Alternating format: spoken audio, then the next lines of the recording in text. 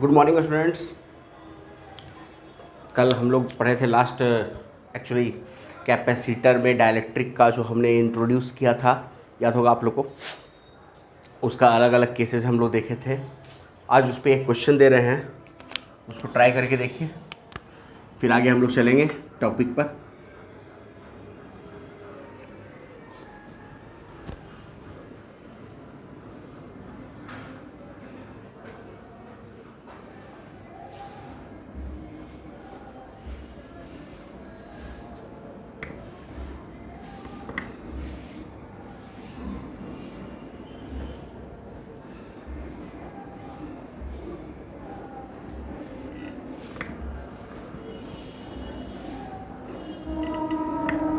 ये दूसरा और ये है।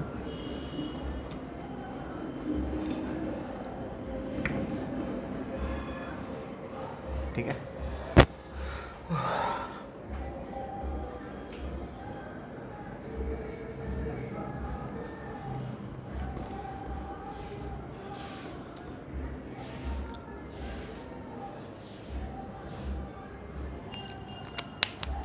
तीन डाइलेक्ट्रिक रखा गया हो।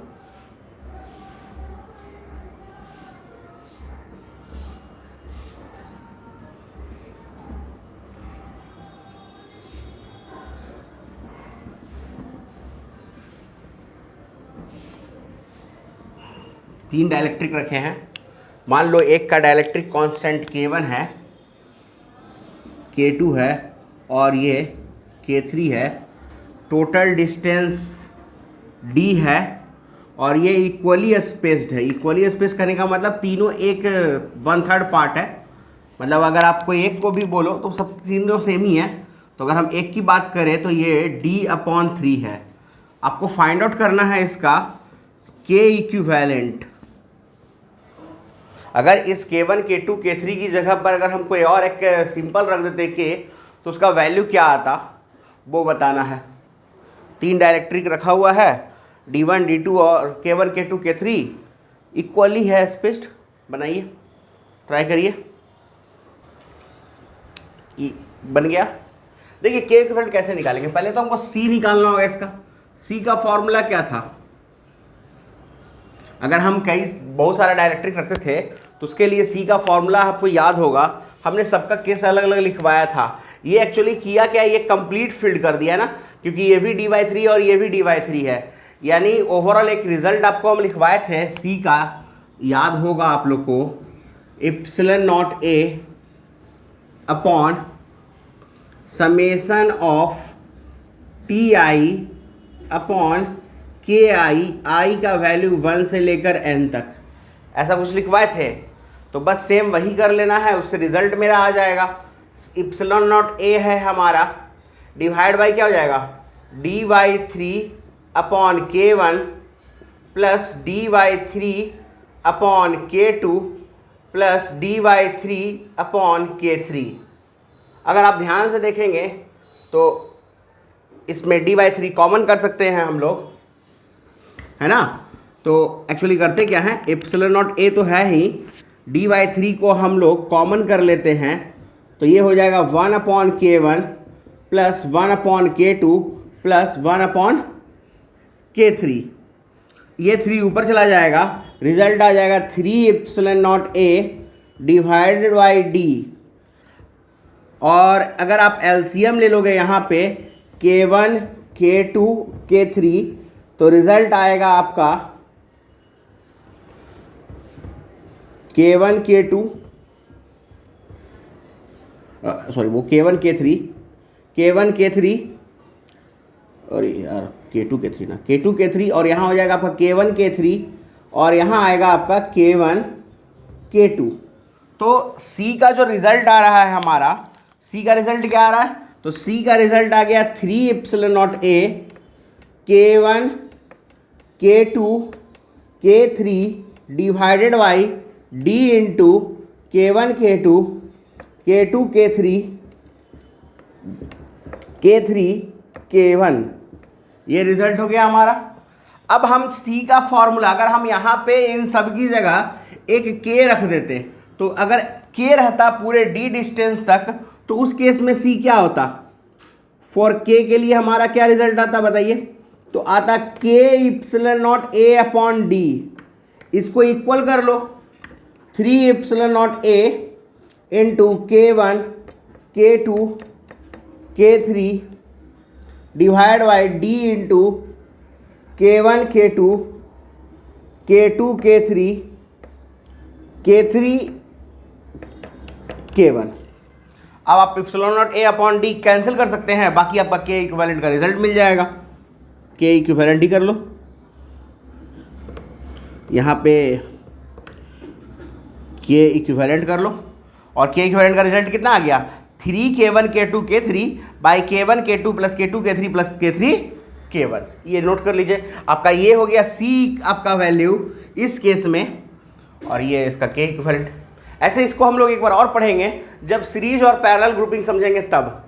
अभी ना हमने सीरीज पढ़ा है ना पैरेलल ग्रुपिंग पढ़ा है, इसलिए इसको हम वहाँ भी एक बार और समझेंगे।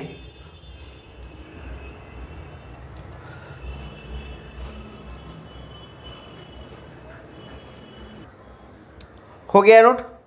अब देखिए इस पे और कैसा क्वेश्चन दे सकता है, उसको देख लेते हैं हम लोग।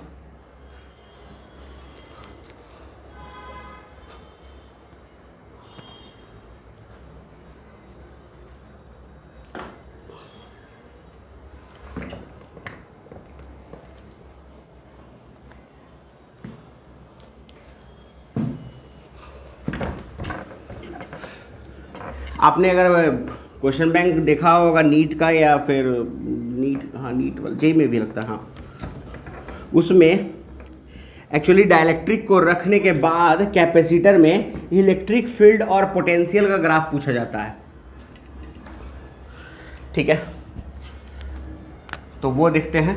मतलब कभी कभी मतलब इलेक्ट्रिक पोटेंशियल का ग्राफ डिस्टेंस के साथ और इलेक्ट्रिक फील्ड का ग्राफ डिस्टेंस के साथ ये पूछा जाता है, तो उसको देखते हैं कि कैसे हम लोग बना सकते हैं। तो सबसे पहले ये देखो कि अगर यहां पे मेरा ये कैपेसिटर है और इसके अंदर हमने दो डाइलेक्ट्रिक्स रखे हैं, ठीक है, दो डाइलेक्ट्रिक रखे हैं, मान लो ये है हमारा और एक डाइलेक्ट्रिक ये है, ठीक है। तो कैसे होगा वो समझो पहले। अगर इसको तुम ध्यान से देखो तो मान लो इसको K1 इसको K2 ले लेते हैं डाइलेक्ट्रिक को, ठीक है।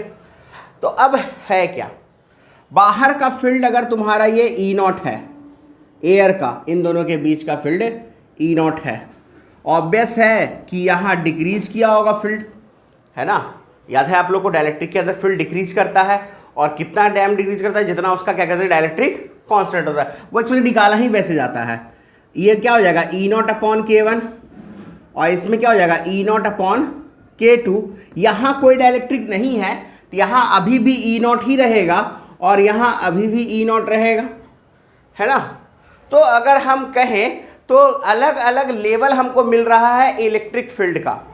अगर हम ध्यान से समझें तो अगर हमारा ये पूरा डिस्टेंस को अगर हम समझ लें, यहाँ से ये डिस्टेंसेस दिए रहते हैं, मान लो सबको d मान लेते हैं, A V D A V D A V D, ठीक है। ये डिस्टेंसेस आपके क्वेश्चन में गिवन रहते हैं। तो देखो पहला है 0 से d के बीच में, दूसरा है d से 2d तक, फिर 2d से 3d, 3d से 4d, 4d से 5d।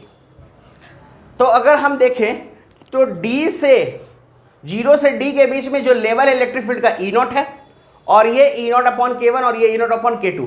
अब देखो इन दोनों में रिलेशन करने के लिए क्या हमको पता होना चाहिए कि K1 K2 में क्या रिलेशन है। तो हम मान के चलते हैं कि K1 छोटा है K2 से। हम क्या माने हैं, K1 छोटा है K2 से। इसका मतलब क्या हो गया कि जो ये फील्ड है, जो छोटा है उसका फील्ड ज्यादा होगा। यानी कहने का मतलब कि E0 अपॉन K1 बड़ा हो जाएगा E0 अपॉन K2 से, है ना। यानी E0 अपॉन K1 का जो फील्ड है वो इससे बड़ा होगा। देखो E0 अपॉन K1 E0 से तो छोटा ही होगा, E0 अपॉन K1 E0 से छोटा होगा, लेकिन इस वाले से बड़ा होगा। तो देखो इसका अगर हम ग्राफ बनाएंगे इलेक्ट्रिक फील्ड का, किसके हिसाब से, डिस्टेंस के हिसाब से, आर कर चलो डी कर लेते हैं। तो पहला डिस्टेंस कितना है 0 d, फिर 2d, फिर 3d,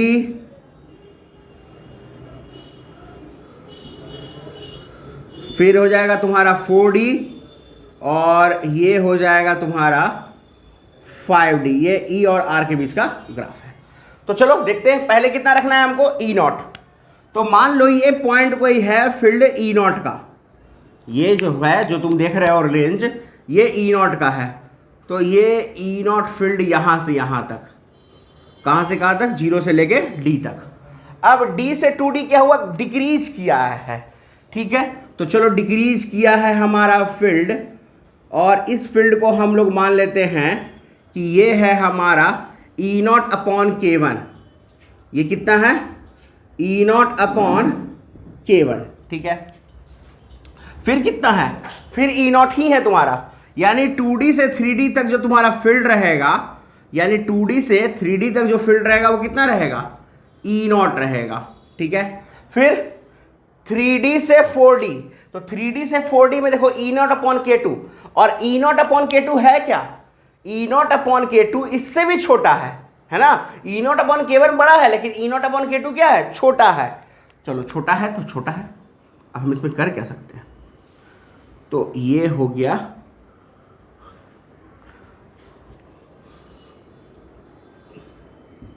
E0 अपॉन K2।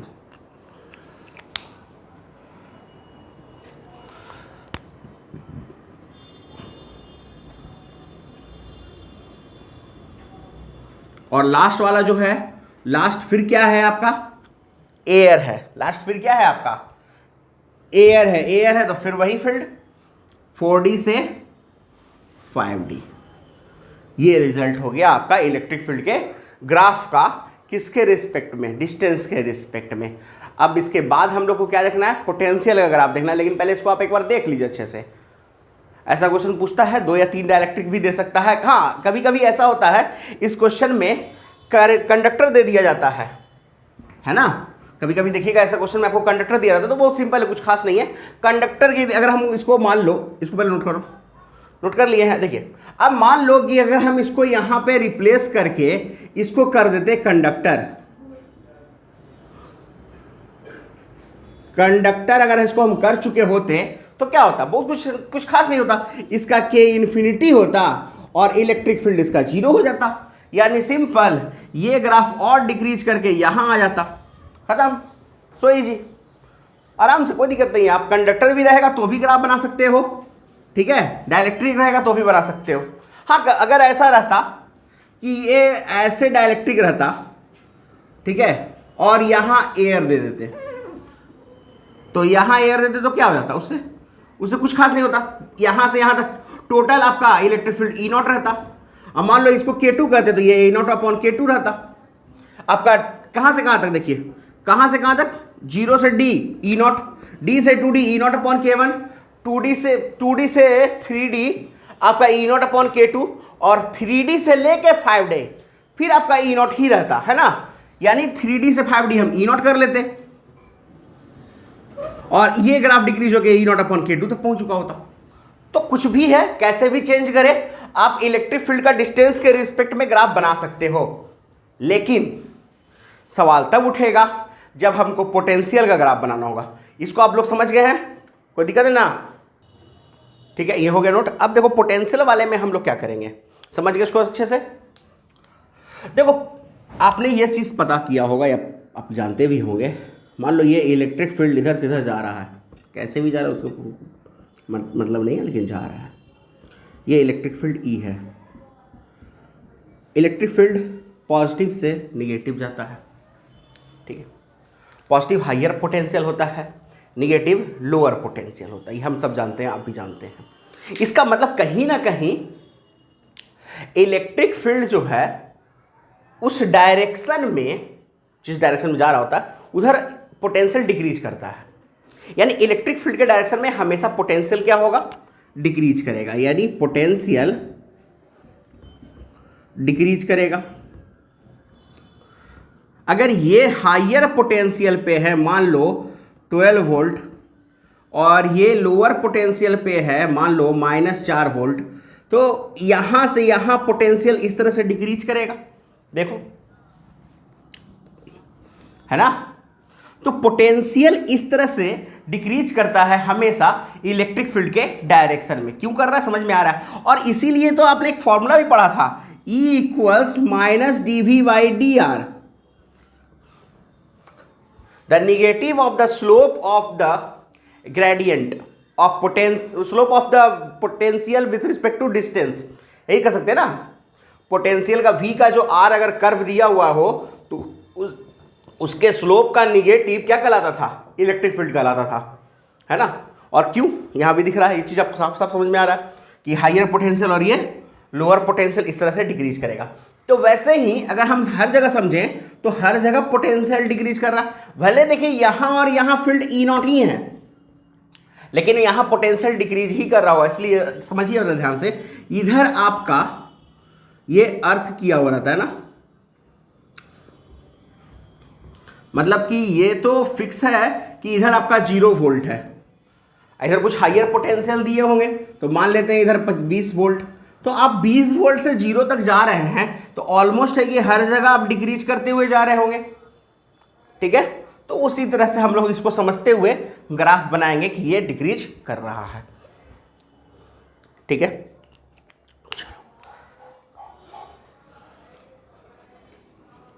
मिटा दे, एक कंडीशन फिर लेते हैं, वही चीज जैसे था हमारे पास पहले से। हाँ, अगर कंडक्टर रहेगा तो कंडक्टर के अंदर आपका V कांस्टेंट होता है, ये आप भी पढ़े हैं, होता है ना, V कांस्टेंट होता है क्योंकि E 0 होता है। E 0 होना है तो V कांस्टेंट होना ही होगा। फिर वही condition E equals minus dV/dr, तो कांस्टेंट का डिफरेंशिएशन 0 होता है या 0 का इंटीग्रेशन कांस्टेंट होता है, जैसे समझ लीजिए आप।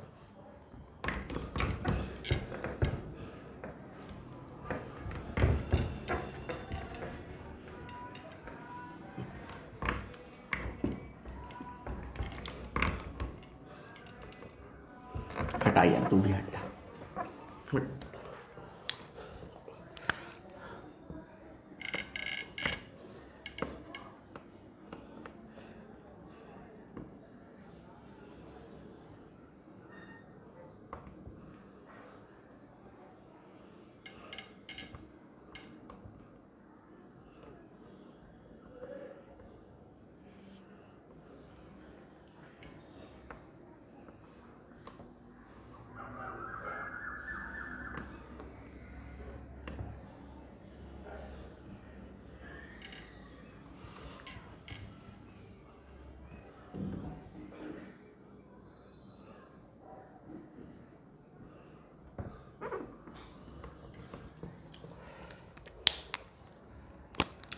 वही फिर K1 और K2, फिर वही कंडीशन ले लेते हैं, K1 बड़ा है K2 से।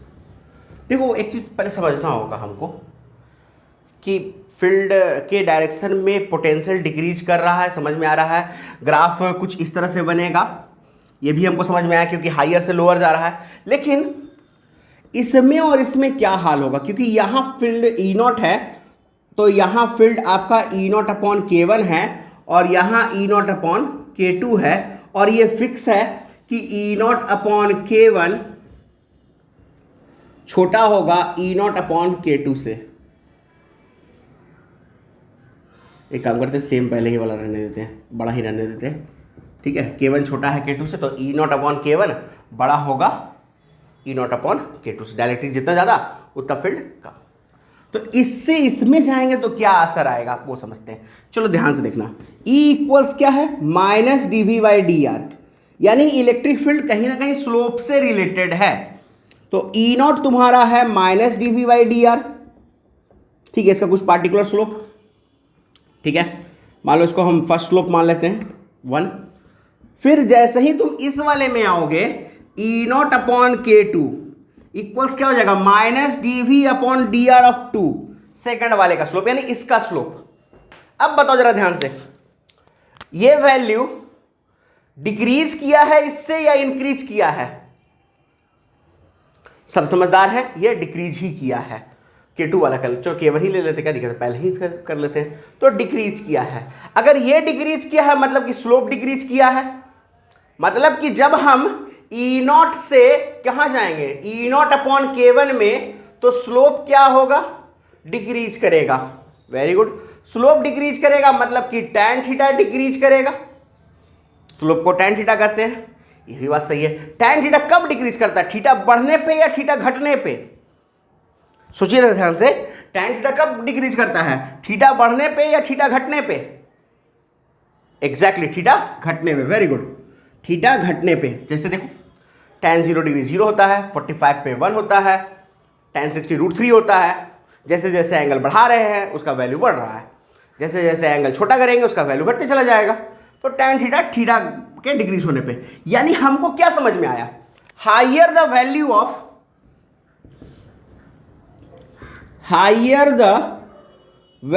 Of k, lower will be the value of theta. मतलब जितना ज्यादा डायलेक्ट्रिक कांस्टेंट लेंगे उतना ही छोटा थीटा होगा। तो ग्राफ नहीं भी बनाए तो हम डायरेक्ट देख के बता सकते हैं कि अगर K1 K2 बड़ा है, इसका मतलब कि इसका एंगल छोटा होगा, सबसे छोटा इसी का एंगल होगा, उससे बड़ा इसका एंगल होगा, सबसे बड़ा आपका एयर वाले का एंगल होगा, और उससे बड़ा 90 डिग्री होगा, यानी कांस्टेंट वाला।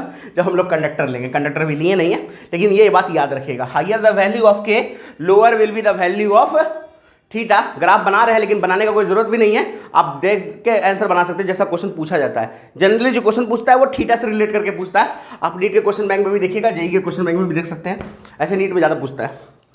चलो इसका ग्राफ देखते हैं, अब ये हो गया, समझ में आ रहा है, इसमें कोई दिक्कत है ना। अब याद दिला देना कि हम ये चीज़ लिखाए थे तो वैसे ही बनाएंगे ग्राफ, तो याद वाद रहता नहीं है जल्दी। हाँ, क्या लिए थे, K1 छोटा है K2 से। चलो ग्राफ देखते हैं।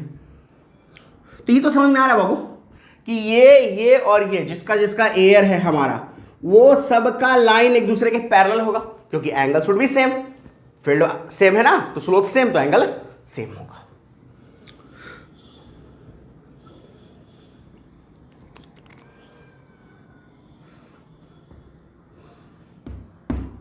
सबको डी ले लो ना, ये भी डी है, ये भी डी है, ये भी डी है, ये भी डी है, तो 1 2 3 4 5।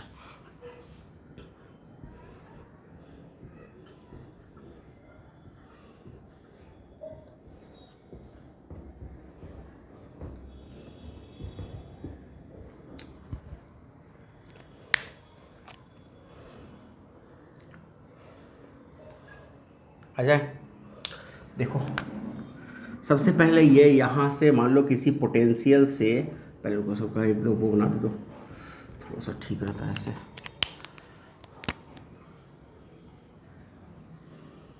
पता नहीं लाइन सीधा है या टेढ़ा है।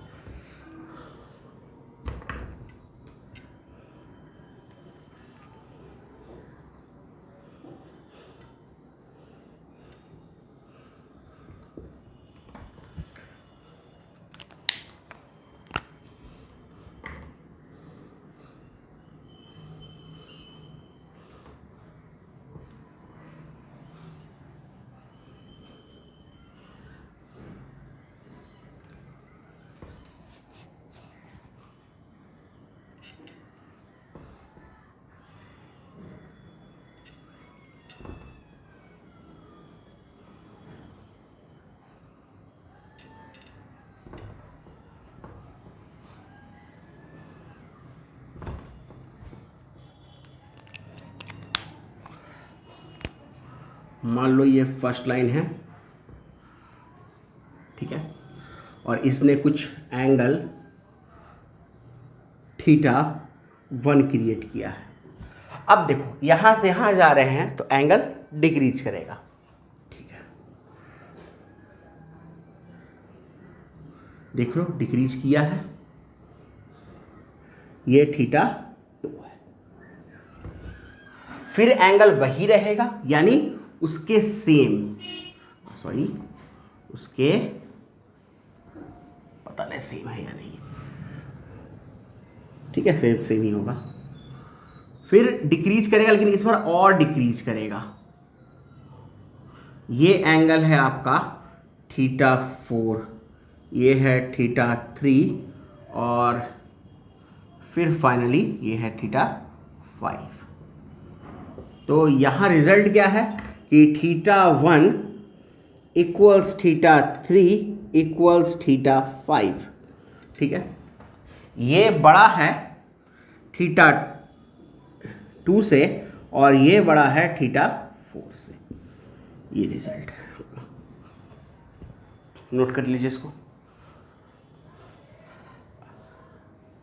अगर फाइनल वो जीरो दिया रहेगा, जैसे अर्थ किया हो रहता है जीरो दिया रहेगा, तो हम लोग क्या करेंगे, इस ग्राफ को यहां एंड करने का प्रयास करेंगे, यानी लास्ट में कहां आ जाना चाहिए, वो जीरो पे, क्योंकि तब पोटेंशियल डिफरेंस आपका क्रिएट होगा V से लेकर जीरो तक। ठीक है, अभी तो फिलहाल मान लेते हैं कि ये V1 है और ये पोटेंशियल कितना है, V2 कुछ रहा होगा, तो वो V1 minus V2 potential create हुआ है। इसको नोट कर लीजिए।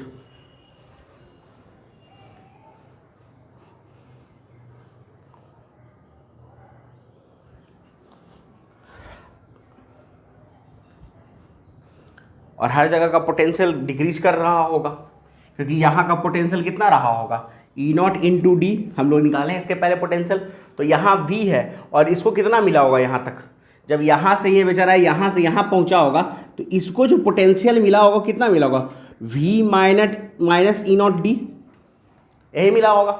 फिर जब ये यहाँ से यहाँ पहुँचेगा, मतलब इस पॉइंट को कितना पोटेंशियल ही देगा और इससे घटाएगा, तो उसको पोटेंशियल मिलेगा V minus E0 D minus E0 upon K1 into D. तो वैसे ही पोटेंशियल वो डिक्रीज करते चला जाएगा। ये हम लोग किसके पहले भी कर चुके हैं ना। हाँ ठीक है, अब मान लो यहाँ पर एक कंडक्टर रहता, मान लो यहाँ पर एक कंडक्टर रहता और ग्राफ बनाने को कहता, जैसे इसको मिटा रहे हैं, इसको पहले आप नोट कर लिए हैं, चलिए ठीक है। अब देखिए इसको अगर हम बनाते और इसको हम ले लेते कंडक्टर, बेचारा K2 ही हमेशा कंडक्टर बनता है, बनने दो। तो ये हो गया हमारा K इक्वल इन्फिनिटी। अगर K इक्वल इन्फिनिटी लिखे मतलब आप समझ गए कि कंडक्टर है, इसका मतलब अंदर का इलेक्ट्रिक फील्ड जीरो है, तो क्या होगा, कुछ नहीं होगा, पोटेंशियल कांस्टेंट होगा, और क्या होगा। तो यहाँ का ग्राफ बन जाएगा कांस्टेंट और फिर ये लाइन पैरेलल हो जाएगा ये θ3 वाले के, तो θ3 से इसको कोई फर्क पड़ने वाला नहीं है, ये θ5 अभी भी उतना ही रहेगा, बस ग्राफ थोड़ा सा चेंज कर गया और θ4 का नामो निशान नहीं रहा, वो 90 डिग्री बन गया अब। हाँ 90 डिग्री बन गया, चलो जी 90 बन गया या जीरो बन गया, जीरो बन गया लगता है, जीरो बन गया। ठीक है, इसको नोट कर लीजिए, जितना बढ़ेगा उतना घटेगा, तो हाँ तो जीरो ही होगा ना। ठीक है, जीरो बन गया, ये नोट कर लीजिए कंडक्टर के केस में। तो ये हो गया हमारा ग्राफ, जब हम इलेक्ट्रिक फील्ड का ग्राफ देखें या पोटेंशियल का ग्राफ देखें, लेकिन कब, डाइलेक्ट्रिक रखने के बाद। अब हमको याद है कि हमने पिछले क्लास में आपसे बोला था कि चार्ज कांस्टेंट रहता है और पोटेंशियल कांस्टेंट रहता है, ऐसा कुछ बताया था आपको। चार्ज कब कांस्टेंट रहता है, पोटेंशियल कब कांस्टेंट रहता है, ये बताए थे। उसके बेसिस पे 4-5 चीज देखेंगे, देखते हैं।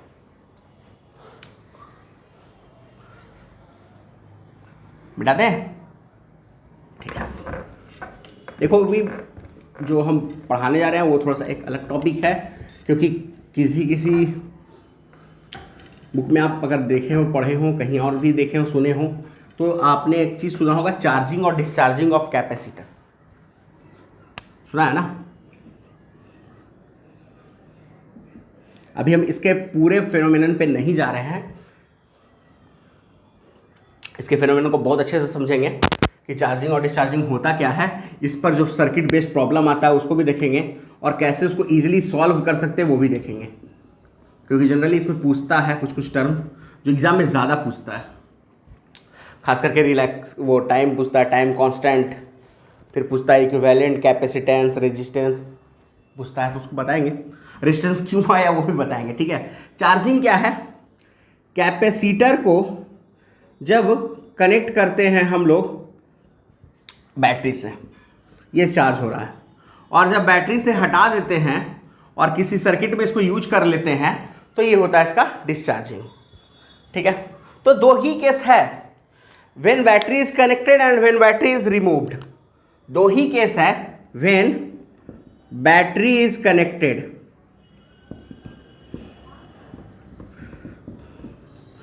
और व्हेन बैटरी इज रिमूव्ड।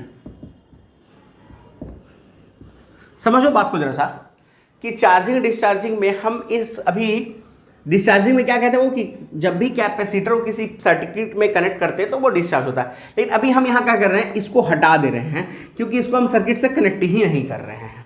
सिर्फ इतना ही हम लेके चल रहे हैं, चार्जिंग डिस्चार्जिंग समझ में आ गया, हटाओ इसको। सिर्फ एक ही चीज़ लेके चल रहा है कि बैटरी कनेक्ट करेंगे, एक बार बैटरी को रिमूव करेंगे। बैटरी कनेक्ट करेंगे तो क्या होगा, तो बैटरी कनेक्ट करेंगे तो इसमें धीरे धीरे चार्ज आ रहा होगा और उसको चार्ज कर रहा होगा, है ना, वेरी गुड। लेकिन उसके साथ साथ और क्या हो रहा होगा, साथ साथ ये हो रहा होगा कि इस टर्मिनल को भी मिल रहा होगा, इस टर्मिनल को 0 मिल रहा होगा, मतलब कि potential difference remains constant, potential difference remains constant, है ना। जब आप बैटरी कनेक्ट करते हैं, बैटरी रिमूव कर दिए तो क्या हो गया, बैटरी रिमूव कर दिए तो जिस वक्त आप उससे रिमूव किए होंगे उस वक्त उसने कुछ चार्ज तो अपने पास रख लिया होगा, रखा होगा ना, वो चार्ज उसमें कांस्टेंट, यानी इस केस में क्या हो जाएगा, चार्ज कांस्टेंट। एकदम याद रखिएगा, जब बैटरी रिमूव किया हुआ है तो चार्ज कांस्टेंट, जब तक उसको सर्किट से कनेक्ट नहीं किए हैं। अगर अभी सर्किट से कनेक्ट कर दें तो फिर इसका चार्ज डिक्रीज करना शुरू कर जाएगा। और इस केस में यह याद रखना है कि आपका भी कांस्टेंट है। चलो ठीक है, अब दोनों केस में इसमें डाइलेक्ट्रिक इंसर्ट करना है हमको। Now dielectric is inserted. Dielectric insert करेंगे तो क्या होगा ये समझना है, कैपेसिटेंस पर क्या फ़र्क पड़ेगा, ठीक है, और चार्ज पर क्या फ़र्क पड़ेगा, ऐसा बहुत सारा चीज़ है जिसको हम लोग यहाँ पे अभी देखेंगे। ठीक है, देखो मान लो इस पे इनिशियली इसकी कैपेसिटेंस C थी। हाँ, डाइलेक्ट्रिक इंसर्ट कर रहे हैं, ठीक है। तो आप ये बात याद रखना कि डाइलेक्ट्रिक का अपना एक डाइलेक्ट्रिक कांस्टेंट है कि उस डाइलेक्ट्रिक को इंसर्ट कर रहे हैं, ठीक है। अब देखो इनिशियली इसकी कैपेसिटेंस C थी, इस पर चार्ज जो हम लाए थे वो है, देखेंगे क्या, Q, ठीक है, चार्ज लाए थे Q, पोटेंशियल V है और एनर्जी इसकी अभी U है, यानी हाफ CV²। अब क्या होगा इसके बाद, कैपेसिटेंस पर क्या फ़र्क पड़ेगा, तो हम जानते हैं डाइलेक्ट्रिक इंसर्ट करने के बाद कैपेसिटेंस के टाइम इंक्रीज कर जाता है, बहुत सिंपल। दूसरा, पोटेंशियल और इलेक्ट्रिक फील्ड पर क्या फ़र्क पड़ेगा, सबसे बड़ा बात है कि पोटेंशियल रिमेन्स कांस्टेंट क्योंकि बैटरी कनेक्टेड है, ये कांस्टेंट होगा। इलेक्ट्रिक फील्ड पे हाँ, मन में चल रहा होगा सर कि डाइलेक्ट्रिक डालें तो इलेक्ट्रिक के अंदर इलेक्ट्रिक फील्ड घटता है, लेकिन इलेक्ट्रिक फील्ड का फॉर्मूला अगर आप ध्यान से देखो तो V = E × D होता है, तो E = V/D होगा। तो V डिक्रीज करता तब तो V तो कांस्टेंट रह गया, क्यों, क्योंकि आपने उसको एक्स्ट्रा एनर्जी बाहर से दिया है बैटरी के थ्रू और वो दे रहे हैं आप।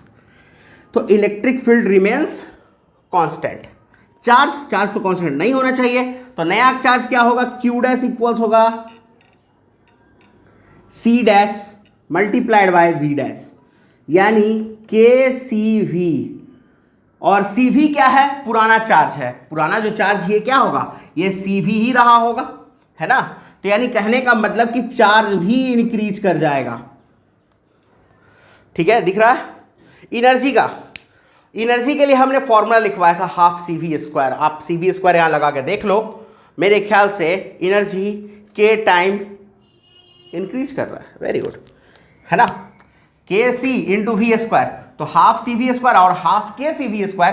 तो कहने का मतलब क्या हो गया कि जो इसका एनर्जी है वो हाफ KCV² होगा, यानी कहने का मतलब K टाइम इंक्रीज कर जाएगा इसका नया वाला एनर्जी इस केस में। अब रिमूव वाले केस में आइए। रिमूव वाले केस में सबसे पहले क्या दिखता है, सबसे पहले ये तो फिक्स है कि C' = KC होगा, इसमें कोई शक नहीं है, ये कभी भी नहीं बदलना है। डाइलेक्ट्रिक डाले कैपेसिटेंस बढ़ गया है। दूसरा, चार्ज रिमेन्स कांस्टेंट, क्योंकि आपने बैटरी रिमूव कर दिया है। अब बैटरी रिमूव करने के बाद चार्ज रिमेन्स कांस्टेंट तो हो गया, लेकिन पोटेंशियल के साथ क्या होगा? तो पोटेंशियल के साथ क्या होगा इसका तो बात बताएगा भाई इलेक्ट्रिक फील्ड, क्योंकि इलेक्ट्रिक फील्ड घट चुका है। क्यों घटा है आपको समझ में आ रहा होगा। डाइलेक्ट्रिक डाले, के टाइम डिक्रीज कर गया। अगर वो के टाइम डिक्रीज किया है तो बेचारे को भी डिक्रीज किया होगा। लो भैया, ठीक है, कोई दिक्कत? अब निकालो इलेक्ट्रिक एनर्जी Q²/2C करेंगे ना, ऐसा आप CV² भी करो, सेम आंसर आने वाला, कोई फर्क नहीं पड़ता है, लेकिन Q²/2C करेंगे क्योंकि चार्ज कांस्टेंट है। तो Q²/2 इंटू KC, तो आपका के टाइम डिक्रीज कर जाएगा। कहने का मतलब कि एनर्जी के टाइम डिक्रीज करेगा जब हम डाइलेक्ट्रिक इंट्रोड्यूस करेंगे। आप सॉल्व करके भी देख सकते हो, इसको याद रखना है। बस दो ही चीज आपको याद रखने का चीज क्या है, बस इतना कि कैपेसिटेंस हमेशा के टाइम इंक्रीज करता है। आप बैटरी लगाओ ना लगाओ कोई फर्क नहीं पड़ता।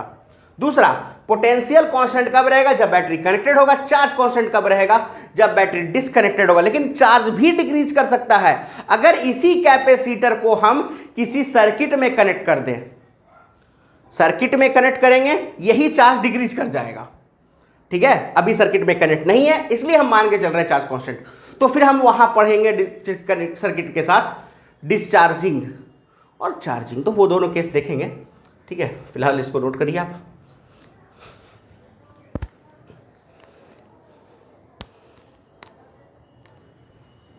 ये हो गया नोट आप लोग का। देखो, अब थोड़ा और जान लेते हैं हम डाइलेक्ट्रिक के बारे में। डाइलेक्ट्रिक समझ में आ रहा है? ठीक है, डाइलेक्ट्रिक के बाद क्या क्या इफेक्ट हुआ समझ में आ गया हम लोग को। इसको मिटाते हैं, इसको मिटाते हैं, फिर कुछ बात करते हैं। आपने कैपेसिटर्स देखा होगा, देखा है ना? बहुत तरह के कैपेसिटर होते हैं, लेकिन जब आप किट में देखते होंगे तो किट में वैसा बहुत सारा कैपेसिटर दिखता होगा जो जनरल लाइफ में हम लोग पढ़े ही नहीं हैं। कैसे करें? एक मिनट वेट करो, एक मिनट वेट करो, इसका कुछ उपाय सोचते हैं हम। ये कैपेसिटर दिख रहा है, यहाँ पे दिख रहा है, इसे कहते हैं सेरामिक कैपेसिटर। ठीक है, ये कैपेसिटर दिख रहा है, इसे कहते हैं हम लोग वेरिएबल कैपेसिटर या मल्टीपल लेयर कैपेसिटर। ठीक है, जिसका ऊपर का डायग्राम कुछ ऐसा होता है। ऐसा कैपेसिटर भी आगे पढ़िएगा आप लोग। ठीक है, ये हो गया। अब देखो समझो, ये सेरामिक कैपेसिटर क्या है और मल्टीपल लेयर है क्या। देखो, सेरामिक कैपेसिटर क्या होता है? एक्चुअली सेरामिक कैपेसिटर सेरामिक इससे समझ में आएगा कि आखिर डाइलेक्ट्रिक क्यों यूज करते हैं। सेरामिक कैपेसिटर में क्या करता है कि एक डाइलेक्ट्रिक ले लेता है, ठीक है, उसके दोनों साइड पे, इस साइड और उस साइड, सिल्वर का मेटल बना देता है। मतलब सिल्वर कंडक्टर उस पर लेयर एक बना देता है, लेयर कोटिंग कर देता है। जैसे हम लोग मिरर कैसे बनाते हैं, ग्लास पे कोटिंग कर देते हैं सिल्वर का। तो वैसे ही समझ लो कि एक डाइलेक्ट्रिक लिया गया है, जनरली मीका, फिर उसमें टेफ्लॉन भी ले सकते हैं हम लोग, कुछ भी, सिल्वर का कोट कर देते हैं हम लोग।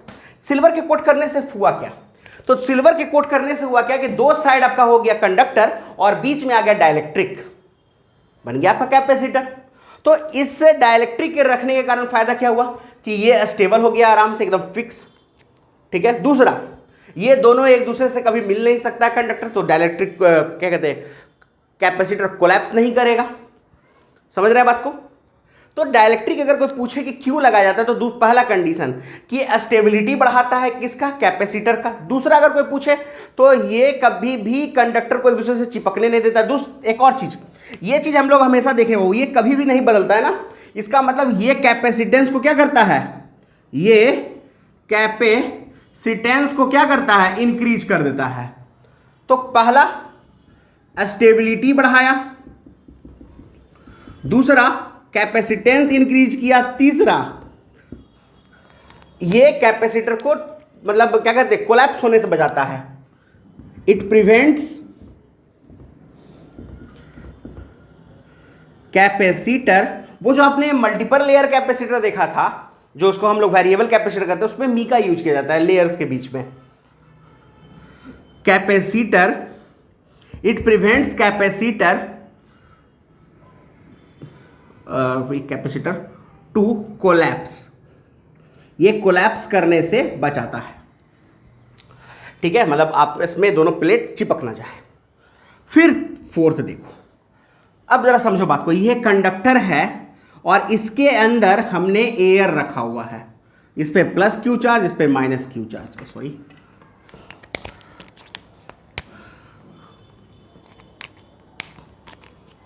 इस पे प्लस क्यू चार्ज, इस पे माइनस क्यू चार्ज, ये भी सिल्वर है।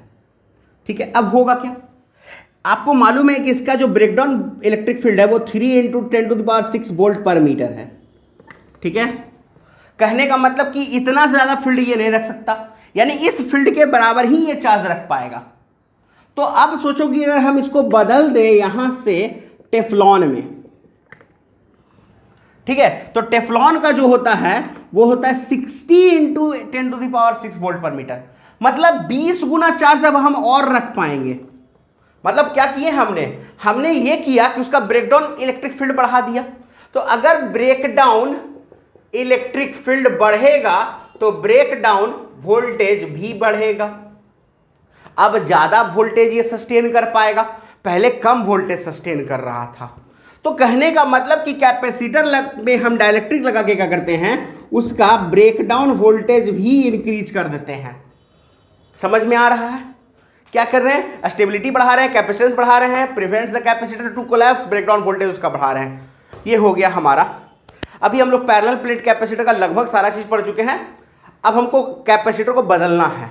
अब हम लोग अगले क्लास में क्या करेंगे, अगले क्लास में पढ़ेंगे स्फेरिकल कैपेसिटर के बारे में और सिलिंड्रिकल कैपेसिटर के बारे में, और ये समझेंगे कि कैसे वो रिलेटेड है मेरा पैरेलल प्लेट कैपेसिटर से।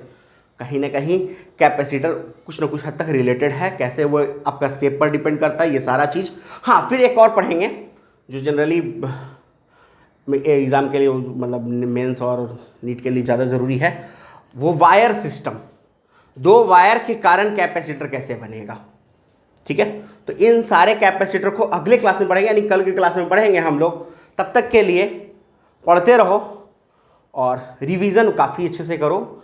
कोशिश करो कि जितना क्वेश्चन बन सके, जिससे अभी क्वेश्चन आपको बताया जाता है उससे रिलेटेड क्वेश्चन आप घर पे जाके सॉल्व करो। जहाँ तकलीफ हो पूछो, कमेंट करो, कैसे भी करो, लेकिन पढ़ो। एंड सबसे ज़्यादा important, stay home, stay safe.